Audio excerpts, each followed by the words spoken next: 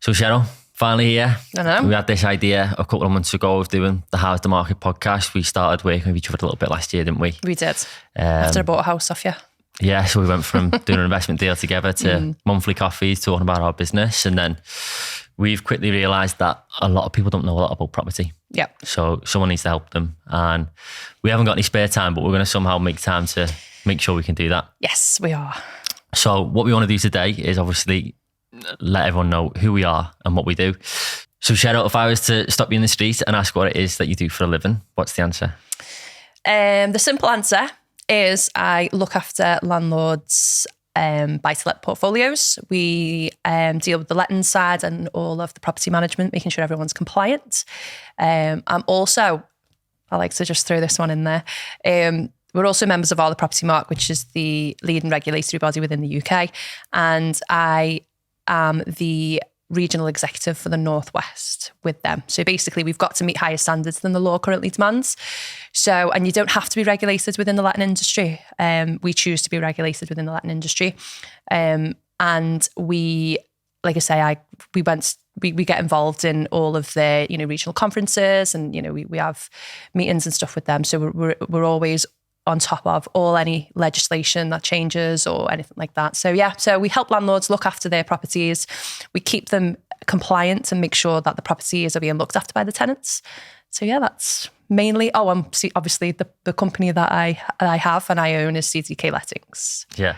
So not only just lettings and management, you also get involved with helping people grow their portfolios as well? Yes. So that kind of came naturally, really. So I started doing that. I started off managing somebody's portfolio, my big brother's portfolio basically, and from that it grew, and I helped him build his portfolio to where it is today. And from that, it just naturally, that's just the kind of the way we went with the company. Another landlord, then another landlord, then another referral. So and then we went from there. So I basically now, my thing now is I help landlords invest in property. We offer start to finish, end-to-end solutions. So from finding a property for you, then dealing with, the negotiation, sale progression, all the way through to completion. We can deal with refurbishments. We've got loads of great contractors that we work with. We can deal with refurbishments. We then obviously deal with all of compliance, finding a great tenant and moving them in, dealing with everything else in between, day-to-day disputes, anything like that. So we do all of that end-to-end solution. Yeah, so it's a very easy hands-off solution. So anyone that wants to invest, you can literally come to Cheryl with a pot of money and, a name with where you want to get that, and you're getting your money back every single month. Yeah. So we show investors and landlords what they can get with what money they've got in different areas. We offer different areas of, where you can invest and what return you're going to get on that. And they can be a completely hands off. So we've got completely different types of investors. Yeah. So we've got people that are quite involved and they want to know the ins and outs of it. And we have reports that we send out and they're really involved. And then we've got other investors who literally just get the statements at the end of the month of, what the rental incomes are and everything else. They don't want anything else to do with it. So we can cater to anybody really. You've just mentioned then legislation as well. Legislation, as we know, is constantly changing in the lettings game. That's why I have nothing to do with it. It's too fast-paced for me. You're very clever. Yeah, that's why I have nothing to do with it. But how much time and effort that can save a landlord, and you take that on. So if you can just go through them legislation changes recently that have been. So we've got the Renters Reform Bill coming up. That's going to be a big one. It's being kicked down the road a little bit over the last couple of months, but it will come in, and it will be within the next 18 months or so. It will come in. That is going to be a big change. But what I say to landlords is there have been big changes. There's constantly been changes throughout the legislation constantly, and we always adapt. So when for agents, the tenant fee ban came in, and it was all this. When I first started, really, but just after I started, sorry. And this tenant fee ban came in, and it was like, oh, this is the end, what are we going to do? And everybody adapted and pivoted, and that was okay. And then there's been the carbon monoxide the carbon monoxide legislation. There's been all bits in between, and we've all adapted and we've all carried on as we are. These interest rates, everybody's panicked about the interest rates. Everybody's adapted, everyone's carried on. We've still got landlords that are buying properties still to rent out. So everybody pivots, and I think it's going to be the same with the Renters Reform Bill. I think, they're going to bring in some changes. They're getting rid of the Section 21 notice, which is the no fault notice. The adding to the Section 8 notice, which is what we call, obviously, that's the notice that you serve when the tenant is at fault or in breach of the tenancy agreement. So it will make changes within the industry, but I think that as agents and landlords, that everybody will pivot and it will be fine. Yeah, interesting. I mean, it's interesting you talk about them changes that you've got to make in your business, because if the last 12 months, estate agency wise, it's just a bit of a separate business. When you looked at, we've had the most buoyant market in the last 2 years. It's something like a third of the high street estate agencies have actually closed down. Yeah. So where you think, there's the most fees to be earned in these last 2 years, because a lot of people haven't adapted because how fast the market changed after that COVID period. You will get left behind if you don't change. Yeah, you've got to pivot with your business. It's even though like the tech and the prop tech that's all coming out, people are taking advantage of AI and prop tech, and as long as you're keeping up with everything within the industry and you're adapting and you pivot, and I keep saying the word pivoting, but as long as you are, you will be able to earn fees and earn money and obviously help people along the way, moving house and investing in property and all things like that. So I think that like I say, going back to legislation, I think anything that comes in, it does look scary, obviously, with the whole renters reform bill. There's the news, that when they talk about it, they talk about how this big doom and gloom, everything's doom and gloom with the media, aren't they? Of course. So, but I just think it's just another one of those things that we'll end up pivoting and just getting used to and cracking on. Yeah, just before we move on then from legislation, you mentioned then the Section 21 and the Section 8. Just expand on what they are for anyone who doesn't know. Yeah, so your Section 21 and your Section 8 notices are the notices that you serve when you want to evict a tenant. So Section 21 is a no fault notice. So that's served when landlords basically when they want to sell the property, usually is when they want to sell the property or they want to move back into it themselves. So no fault means the tenant's not caused any damages, hasn't missed any payments. No. It's just unfortunately the landlord either probably needs to sell because of the market that we're in, or they need the property back for another reason. Yeah. So in my experience, there's never been a reason. There's never not been a reason that a landlord has served notice. Yeah. So even though we call it a no fault notice, the tenant's not at fault. It doesn't mean that there's not a reason. So the landlord has served the notice because generally he wants the property back, usually to sell, in my experience. Section 8 notice is a fault notice. So there's two different sides to that. So there's mandatory grounds and there's discretionary grounds within the Section 8 notice. So if you go to court, if it ends up going to court and you can prove a mandatory ground, which is mainly rent arrears, is the one that we usually rely on. If they're more than 2 months in arrears at the time of service and the time that it goes to court, then the judge will have no option but to grant possession to the landlord. If for whatever reason it falls under the discretionary grounds, which is they are sometimes late at payments, but they're not actually in 2 months worth of arrears, then it's down to the discretion of the judge whether they grant possession on that day. You've got to make sure when you're serving these notices, we've had a lot of experience over the last couple of weeks where self-managing landlords have not known how to serve these notices correctly, and they've come to us and everything's been a bit of a mess and we've had to try and fix it, but at that point we've not been able to salvage. So one guy came to us and his deposit, they hadn't protected his deposit. Oh really? Which is really bad. You've got to make sure that when you get that deposit, you're protecting it within the first 30 days of getting it into a deposit protection scheme. So one of the government protection services. So you can do the TDS, My Deposits, or the DPS. So you've got to make sure that it's protected, and they hadn't protected it. They've got to make sure that you serve certain paperwork when the tenants first move in. They hadn't served any of that paperwork. So straight away, the Section 21 notice was invalid. They couldn't serve it. If that had gone to court would have just thrown it out. So the tenant was in arrears as well, which is another thing. What has happened is because he was self-managing, the arrears have got out of control. So there was no mediation because the communication had broke down between them. So there was nothing. They couldn't fix anything in the end. So that's we've got involved at a point, but they're kind of like $7,000 in arrears now. So because the communication wasn't there was no for me, us as the letting agent sit as the third party and act between, provide advice to the landlord at which point, this is where we need to start serving notice now because the tenant isn't in a position to get out of arrears or, we can't communicate with them anymore. So we're there to advise at that point to say, this is the point now. It's unfortunate. We've tried everything we can. We've tried to communicate and that's not working anymore. We now need to serve notice to protect their assets, to protect their income, because they're not making any money from it anymore. It's costing them probably. And this is what I say to tenants a lot of the time. The landlord isn't a business. They're not the council. Yeah. They're not in it as a charity. They're not in it to just have people, to home people. I mean, they're not making as much money as you think. Yeah, especially and at the they're moment. not. Yeah, so it's like, I think they picture all these landlords driving around in Range Rovers and these big houses, and the majority of the landlords that I've got aren't. They've got a little bit of extra money. They want to put it into something, so it's not sat in the bank. They put it into property, and then if something does go wrong with that property, the tenant's not paying, it ends up affecting them further down the line. Yeah, and we spoke about sort of the other scenario as well when we had Amp doing our mortgage podcast. There's so many investors at the moment. You will.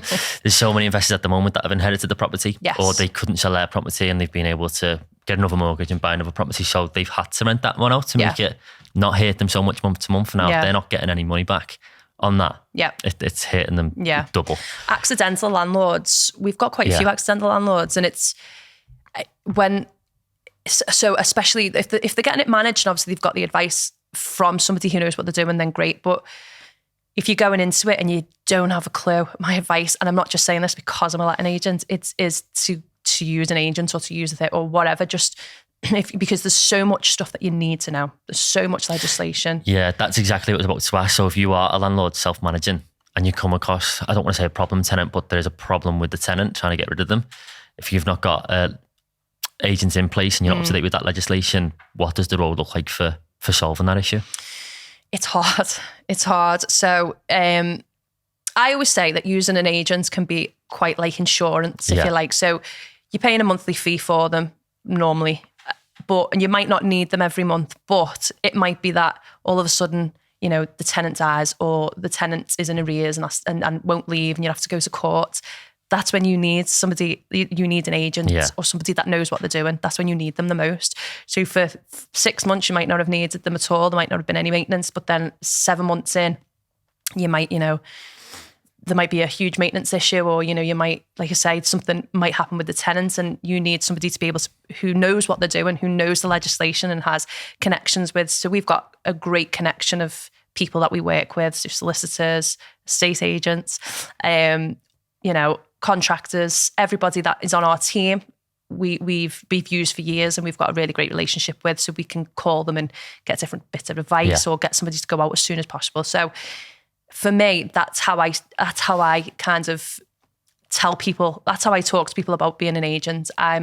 It's, you invest in your property. When you're investing in your property, it's an asset, and it's something that you want that asset to work for you, and that's what we help to do. So with all that legislation knowledge and your experience of years of being in lettings and management, if you was a landlord, what would you be looking for when looking for a lettings and management agent? Yeah, so I would always ask them whether they were a property mark, whether they were regulated by our property mark. I really do think that's very important. Mm-hmm. Like I said, we've always been involved with property mark, and it just means that they have chosen to take qualifications. We've got our level 3. I'm studying towards my level 4. Lisa, who works with me, and any staff that work with us are doing the level 3s. It just means that we are knowledgeable, and we know what we're talking about. Obviously, even being involved with property mark, there's all different kinds of member benefits. So, we've got access to a legal team and all kinds of backing and everything. We've got client money protection.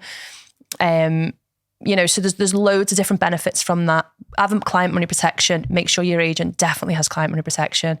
It will just keep your money safe. So if anything did happen to the business, the rental money that is owed to you will be ring fenced and protected by. It's essentially insurance, isn't it? Absolutely, yeah. And it's only just, as far as I know, as of kind of the last couple of years, it's been compulsory. Okay. Before that, I don't think it was. But just make sure that's, that your agents have got client money protection. If they're all a property mark protected, brilliant. Make sure they get the price right. Make sure the price is right for your property. Make sure they've done the comparables and they've done the research and they know the area of what they're looking at. Make sure they've researched it and they've got evidence to show you where they haven't just plucked this amount from wherever. Putting your property on for too much can be detrimental to your property, to renting out your property. What it'll do is it'll shorten the pool of people that are looking. Yeah. And it will, it'll put the bracket, say like, somebody's looking up to £700. If you put it on for 710, it's, you're putting them out of. Yeah, I get what you mean. I'm the same with sort of for sales prices. So what you mean is sort of if you go above, you're going to limit the amount of inquiries that you're going to get. Yeah. And then inquiries, there's going to be a reason why they might pay more. Either bad credit, they've got, bad reference in the past, and the landlord references aren't that great either. There's always going to be a reason. Absolutely, yeah. So you've got to make sure, and if you price it right, you'll get so much interest, and then from that interest, you can choose who you want rather than them, the amount being limited to what you can choose. So you're going to have to make sure that you price it right to make sure that you've got enough choice, so that you can choose what tenant you want to move forwards with. So also make sure that your agents, whatever agent you go with, are referencing your tenants properly. We reuse Rightmove referencing to do all of our reference checks, and we do really comprehensive checks. So they've got to make sure that they do the right to rent check. If you're a self-managing landlord, make sure you're doing your right to rent checks. There are huge fines if you don't. People who are coming in from other countries, they'll be given share codes. Make sure you're following up on them. Make sure if they're a time limited, stay in the UK, make sure you're making a note of whatever date that is and following it up further down the line.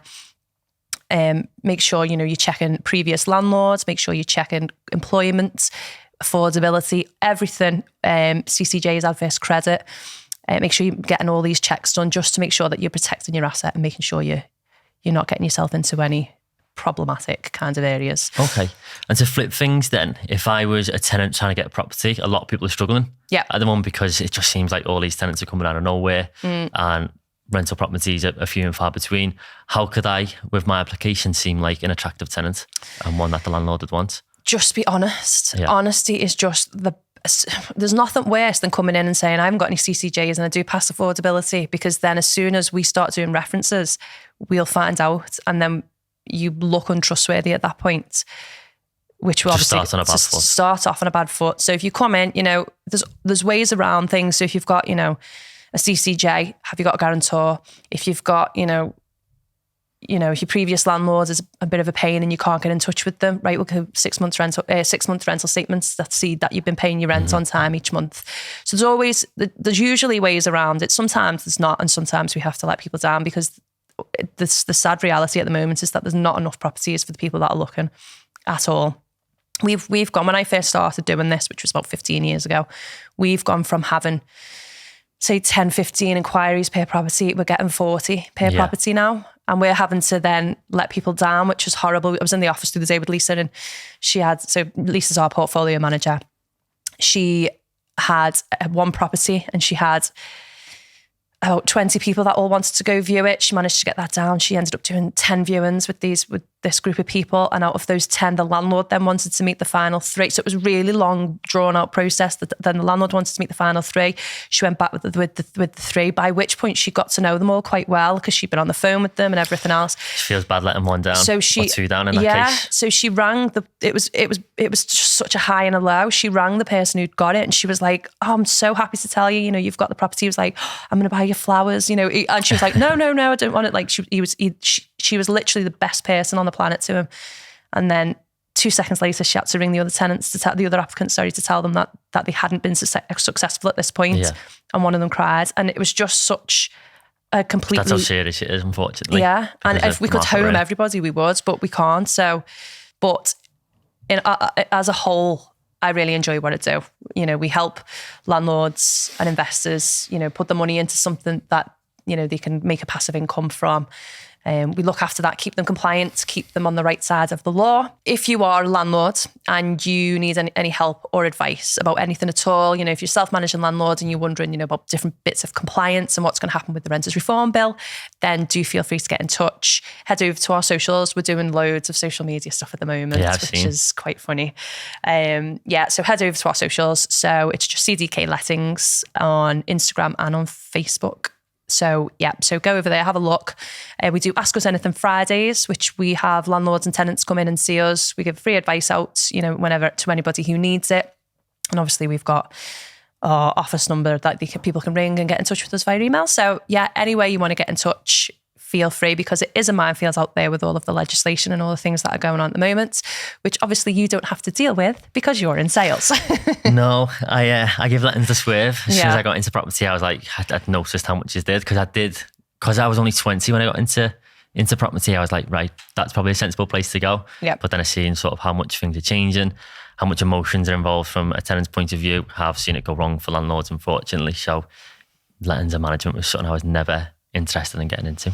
So tell us a little bit about what you do, how you do it, your company and everything else. Okay. So I'm an estate agent doing residential sales. I've done a little bit of everything in the past. I've been doing this now for 5 years.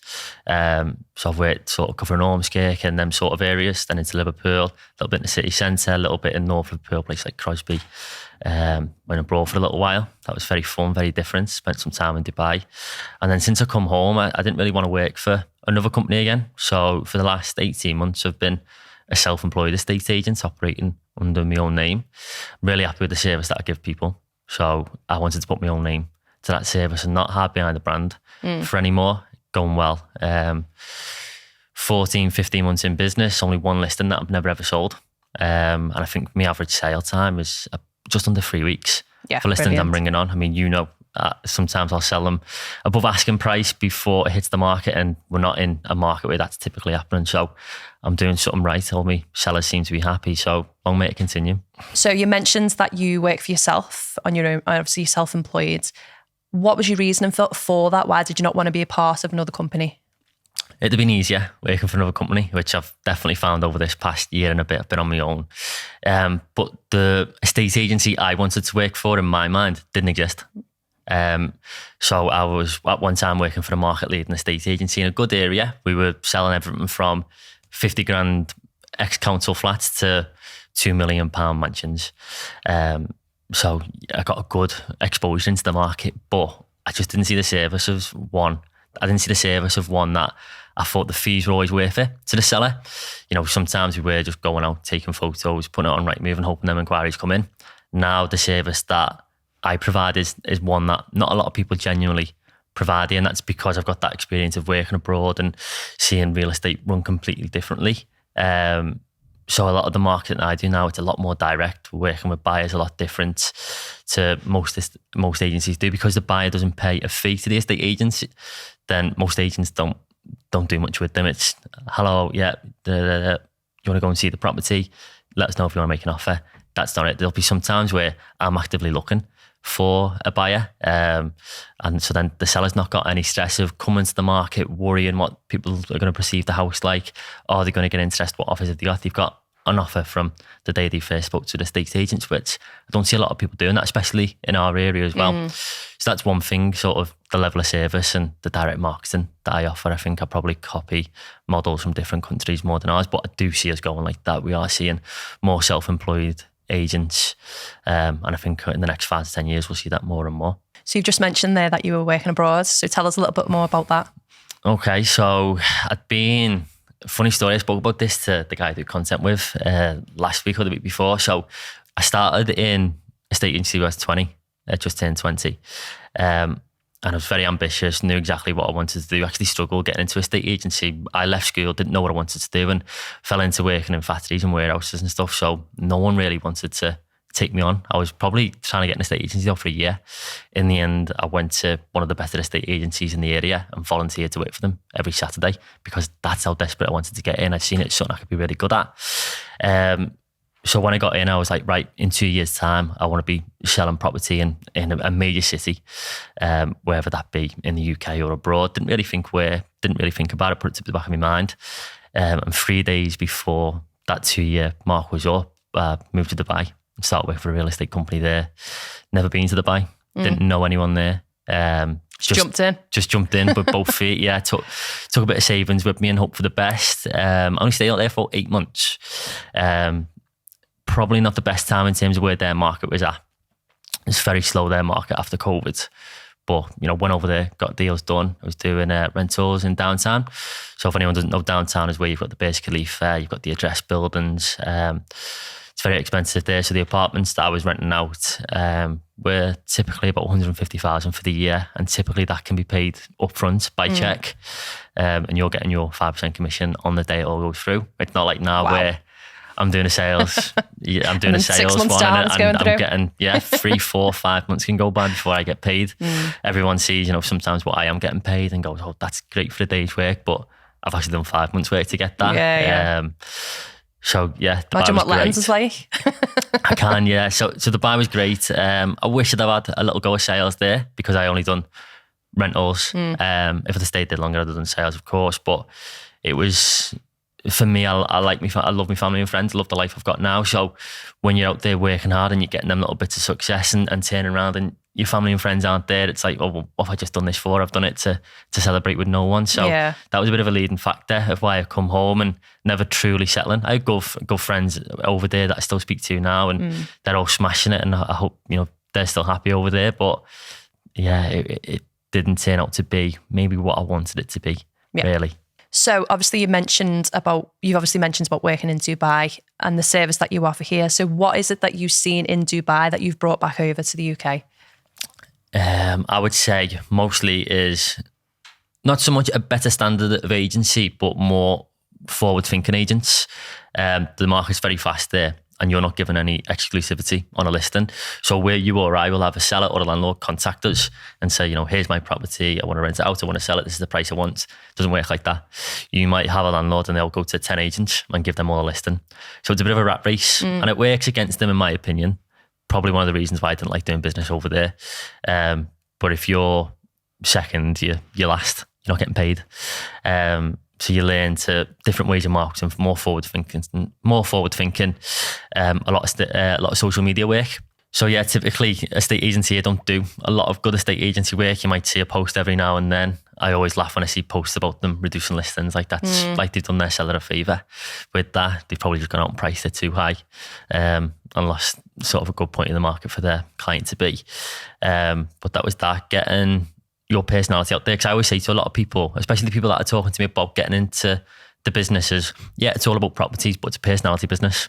Yeah, definitely. One home can't sell itself to another. So until that day happens, which I don't think will ever happen, it's a people business. Yeah, absolutely. Then. I think getting your face out there, being the face behind your brand makes it a lot more personal, and people are more likely to trust you than trust the business. Yeah. So if they know that you're the face of the business, they're like, oh, I like Callum. Yeah. I'll go and see him. Yeah, and I keep getting things at the moment because I am sort of pushing the social media at the moment. And obviously my target is Callum Henwood Estate Agent.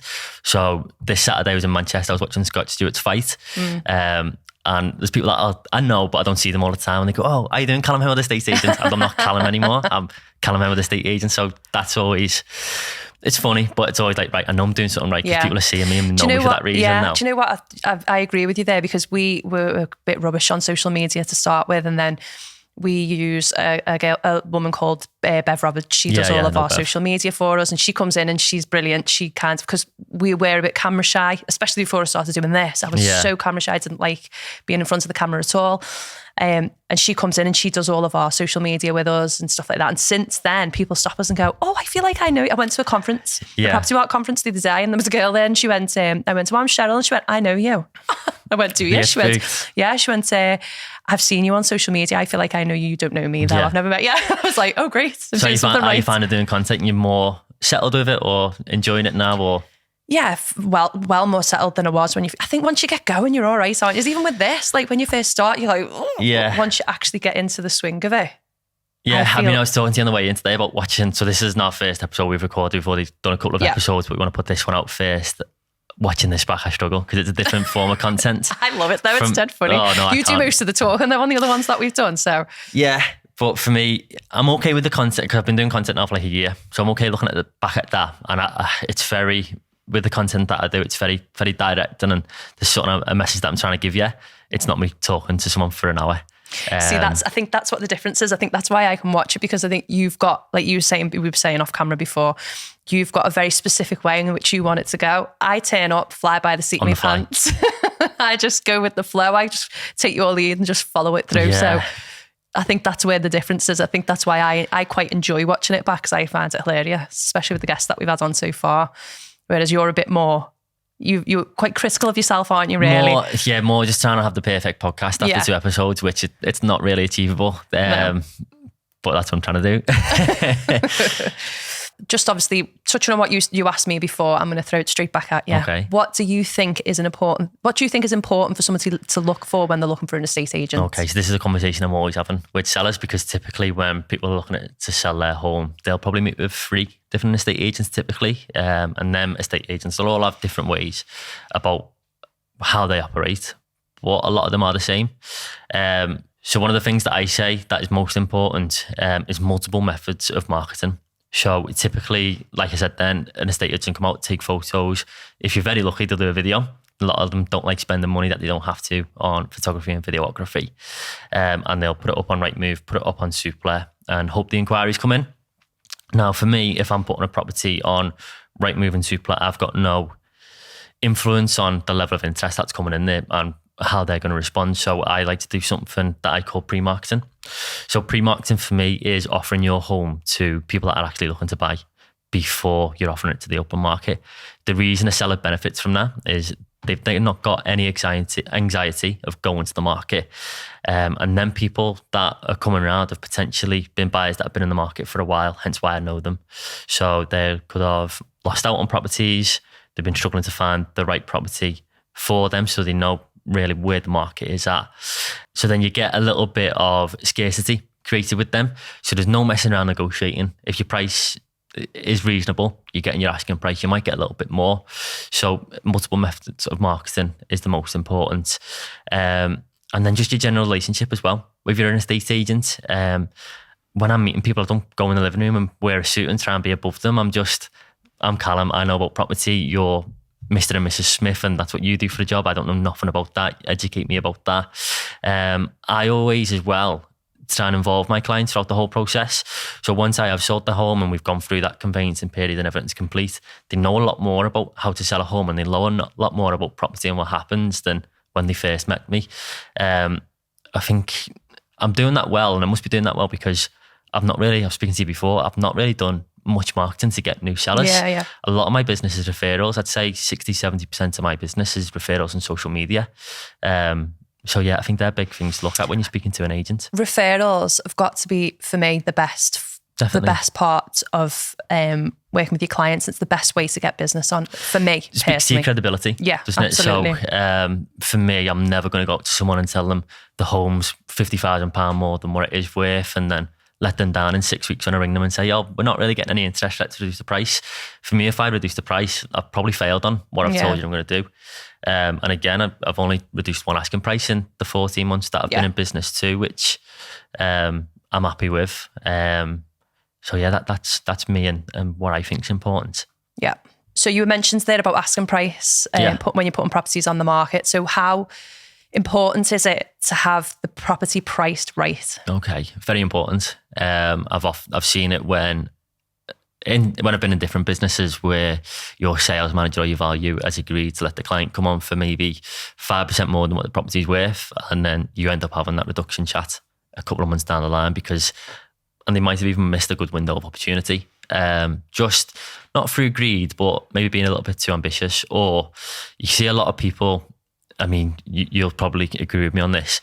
Everyone thinks their house is the best. It's better than all the ones that are on Rightmove. It's better than the ones on Zoopla. It's better than the house on their street that sold 12 months ago for the record price. Yeah. So everyone's biased and believes they should get more than their agent's saying for that reason. It's emotional though, isn't it, as well? Very is, yeah. It is. It's your home. And I always say, as much as it is your home and you've got that emotional attachment, it's probably your biggest asset in your life. It's what you're going to pay the next 30 years for. It's what you go to work for. And you know, when all that hard work's done and you with your family, it's where you spend all your time. Another thing on the asking price as well, sometimes undercutting the market slightly can have massive benefits. So when I was working at a different company, we had a listing that we would have probably said it was worth about 750, and other agents were going out telling them, you know, closer to 800.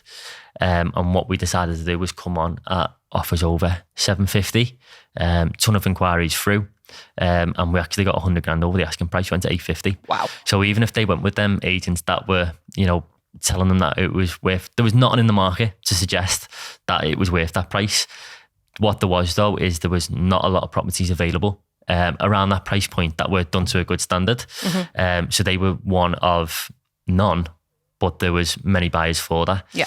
So whoever bought it, they knew they were paying over the odds, but they were potentially going to wait 12 months for another home similar to come on the market, and they were obviously in a position where they could afford to let £100,000 go.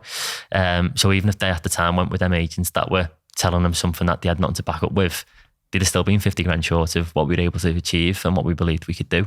So asking price is the most important thing, I would say. They say, don't they, the property's worth what somebody's willing to pay for it, don't they? Yeah, it's another little thing I speak to all my sellers about. They're like, well, how much do you think it's worth? And I was like, well, it'll be decided when it all goes through. The buyer will tell us what it's worth. And same with everything. You could say it for everything. You could say for a business, a car, anything else. You would lettings prices as well. It'll all be decided at the end. So once you've got a property on, once somebody comes to you with their property, you get it on the market. What is the process then going forward? How do you get it sold? So typically I'd like to try and get some viewings going before we actually get it on the market. So that's with the pre-markets and stuff that I've just mentioned. Each home's different, and I actually don't let any of my clients do their own viewings and stuff like that. When you're working with an agent, they'll probably let you do your own. I actually don't think buyers and sellers should ever meet.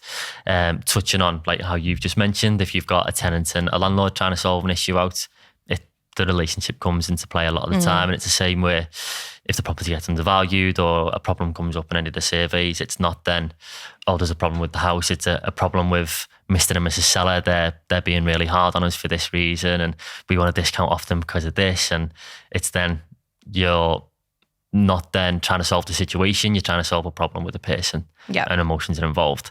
So viewings are always done by myself, depending on the house. It depends how different we do things in the area as well. But the most important thing in the marketing that we do is trying to match the actual person that we think is going to sell a house, going to buy the house. So recently I've just had one in an area where everyone sort of knows someone who lives in that street. They move into that street because it is quiet, and if you go there, you really want to live there. So we had the property come on, good price for the seller, and the first thing that we've done, rather than go out and take photos and put it on Rightmove, is we just sent all the neighbours letters. We've got this house, it's coming on. We know everyone loves this street. If you come here, you want to buy here. Do you know anyone who's looking to move at the moment? And we've got 5 inquiries just off that. And sold it to one of them above the asking price. Because they know the area though, the more likely to, it's less likely to fall out at the end, isn't it? That's it. They're more motivated than they've seen a house on Rightmove and they're going to view it because they know the area, so they really want to be there. They potentially weren't ready to move. So they've either got to sell their house really fast, or if they're not on the market, they've then got to give the owner an incentive to wait for them. So that might be 10k extra. That might be some sort of deposit where if they can't then buy the house, then the vendor's still getting that price. So little things like that, which you go, 2024 and Callum selling houses by letters. It is whatever works, isn't it? It is whatever works, but you think, well, why doesn't every estate agent do that? Because it's extra work and extra effort. I earn my fee. I'm not just there waiting for you to pay me. It's more of a proactive approach, isn't it? I think a lot of estate agents and letting agents can be reactive, and I think we've talked about this in different podcasts and different talks that we've had. But it's about, for me, it's about being proactive. It's about going out there and working for your fee, and that's what we're like. So we're very proactive, going out finding tenants, keeping in front of the legislation before we get caught up in something that we end up on the back foot, which is the same for yourself, I suppose. But I think that's probably because we're very personal in our businesses. Like for me, I've just had one of my sellers ring me this morning. They're actually going travelling. Once they've sold their home, they've just bought a camper van. They're going to go travelling in Europe. They both retired. Love to do that. Yeah, well done to them for doing that. But they actually want to buy another home in Northumberland. So they're like, Callum, we've got an offer accepted on this property. We know you're not involved in the deal, but can you help us? We're thinking this. And because I've got that good personal relationship with them and it's been a whole enjoyable experience, then I don't mind giving them some free advice. At the end of the day, they have given me business. This isn't the business that they're paying me for, but I've got that good relationship with them now, so I don't mind giving them to it. And I know you're the same as well. You're forever doing stuff for free, but I'm always telling you off for. I would. I literally, the person obviously who I work with is like, what fee are we charging for this? I'm like, I've just done it. It's fine. Yeah, it's fine. I'll just do it. I'll just ring that person. I'll talk them through that sale. I'll talk them through that let or whatever. So when the bank rings you for your monthly mortgage payment, you're going to say, oh, well, I'm just doing this favour for someone. I'm paying you voluntarily at the moment. I'm a volunteer in my own company. From what you've told me, you've been really busy over the last since the beginning of 2024. What is happening for you over the next couple of months? More days off, I hope. Holiday. more days off, I hope. It's been very busy. I've got that consistency in my business now that I've been looking for since I started. Still keeping it at a low level, just because I don't want to get to the point where, I'm overwhelmed with the amount of business that I'm doing, and then you see a drop off in service. Yep. So I try and sort of keep to a minimum of 5 to 8 clients that I take on per month. And as they get sold, I'll take on more clients. I'm seeing sort of a higher end level of stock come on now, moving into different areas. So, I'm in Ormskirk, I'm in Skelmersdale, I'm going as far as Crosby.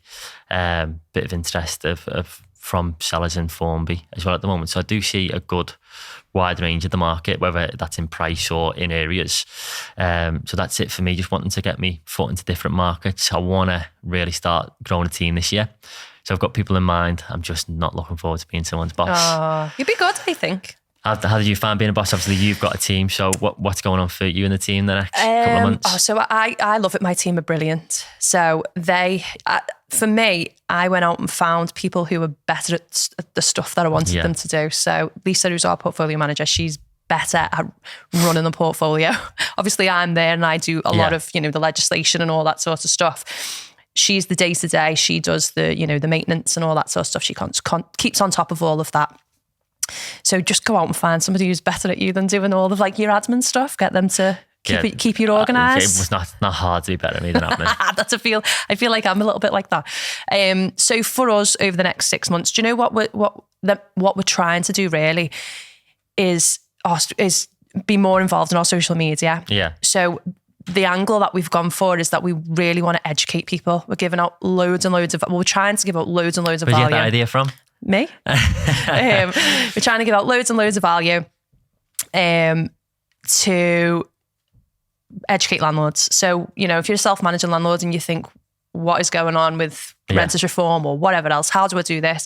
So we did one and Ask Us Anything Friday last week about, Section 21 and Section 8 notices. So if you're a self-managing landlord and you want to save notice, go onto our Instagram, and there's a video on there explaining where everything is and what you have to do. So education for me is a big one over the next 6 months. We want to grow the team, like you say, same kind of thing. We want to grow the team, offering, but like you say again, copying you. We want to make sure our service is top notch. So, communication for us is one of the biggest things. I think when you're working as a letting agent, there's so many different moving parts on yourself as an agent. There's so many different moving parts within your business.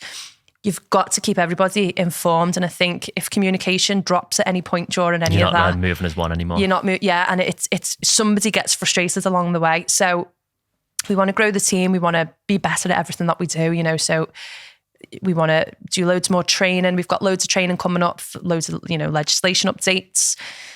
I've been doing tons and tons of networking. So if you are a networker and you go out to networking groups, you probably will see me because I will be everywhere. Let's mention because obviously you run your own networking as well. We do, yeah. So we've got a networking group called Grow Networking Group, which is in Hailston Hall in Ormskirk. Which I always miss. Which you always miss every time. On the third Thursday of every month from 12 until 2. It's brilliant. I love it. Last month we had Malcolm who talks about play, and he came in and he had us all up and dancing, which is dead unusual. It was brilliant, and everybody, all the feedback that we got from it. I mean, it's not always like that. It's usually we're all sat down listening.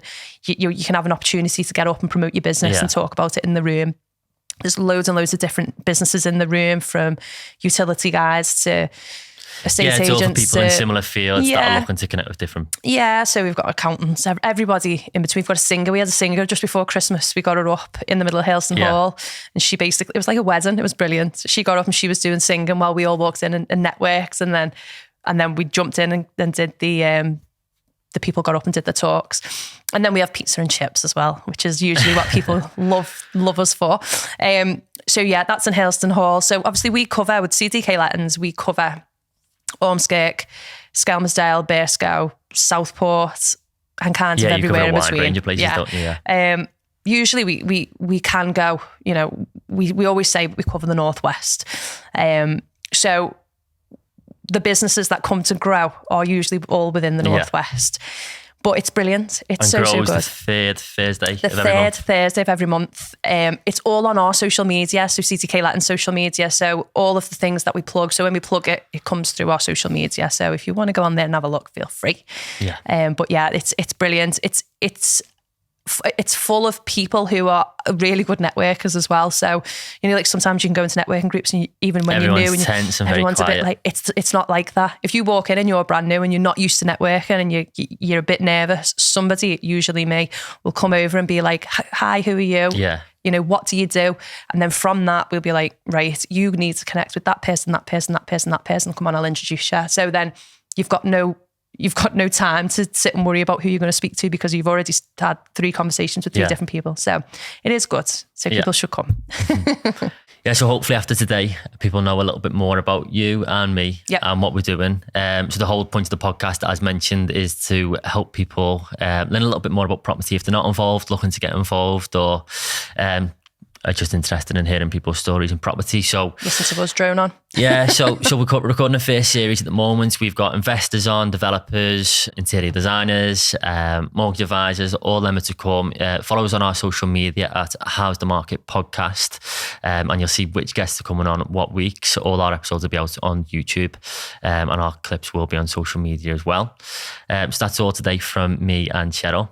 Look out for us soon, and our full episodes will be following very shortly.